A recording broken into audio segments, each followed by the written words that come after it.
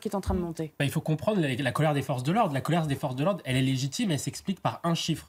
Vous avez 250 000 forces de l'ordre, policiers et gendarmes dans notre pays. Vous avez 250 000 personnes qui vivent du narcotrafic.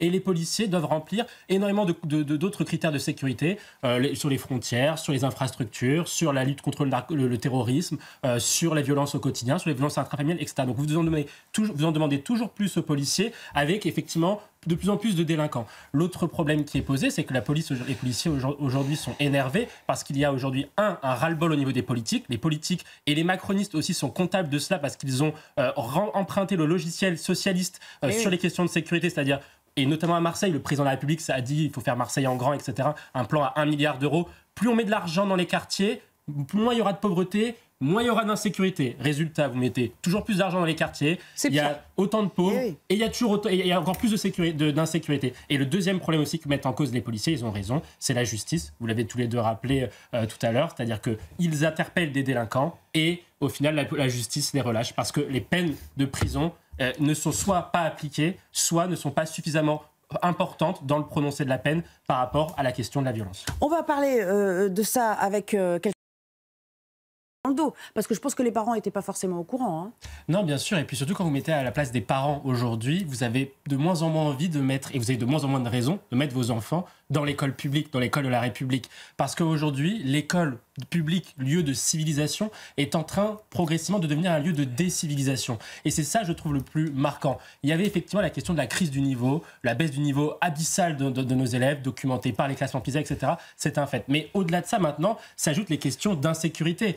Moi, il y avait un chiffre qui m'avait toujours marqué, dont on ne parlait pas suffisamment du rapport du Sénat de mars 2024, c'était qu'il y avait 900 professeurs en 2021 qui ont été agressés au couteau, avec une arme, donc en général couteau, batte de baseball, etc. Ça fait 2 à 3 professeurs par jour. Résultat, on a la rentrée, 2 jours après, on a déjà une attaque au couteau dans une école en France. Et on est aujourd'hui à ce niveau-là. Et donc, moi, je me mets à la place des familles.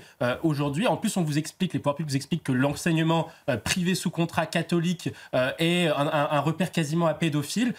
Je me dis, mais aujourd'hui, quelle est la solution ? La solution, c'est de fuir l'école publique et de plus en plus de familles des classes populaires, des classes moyennes cherchent aussi à mettre leurs enfants dans le privé parce qu'aujourd'hui, l'école de la République ne permet pas d'offrir un avenir meilleur à leurs enfants que leur propre situation. Et c'est ça le véritable problème, je pense, de l'école aujourd'hui de la République. Et c'est pas qu'une question de moyens. Bien sûr, un chiffre pour étayer votre propos. D'ailleurs, vous avez peut-être aperçu ce sondage, Raphaël. Regardez, il y a seulement... Ils ne sont pas venus, ils n'ont pas eu envie de venir, etc. Exactement, pour cause de l'absentéisme. Mais en fait, ce sondage-là, je trouve, met le doigt sur le véritable scandale de l'école aujourd'hui et du modèle éducatif français. C'est qu'en fait, la France dépense plus ou autant que les autres pays européens. 14% du PIB français est dépensé pour les dépenses d'éducation. La France dépense autant que l'Allemagne, que l'Espagne, que l'Italie, etc. La France a plus d'1 million de profs.